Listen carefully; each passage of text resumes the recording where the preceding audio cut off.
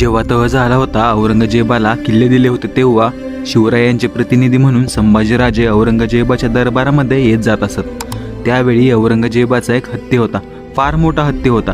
तो हत्ती संभाजीराजांना फार आवडला होता। महाराज त्या दरबारामध्ये हत्तीसोबत सतत वावरत असत। त्यावेळी औरंगजेबाला वाटलं की या पोराची चेष्टा करावी, म्हणून औरंगजेबाने संभाजीराजांना बोलवलं आणि औरंगजेब एक प्रश्न विचारतो की शंभूराजे, ये हाथी आपको बहुत पसंद है, पर ये हाथी इतना बड़ा और आप इतने छोटे हो, इस हाथी को आप महाराष्ट्र में कैसे ले जाओगे?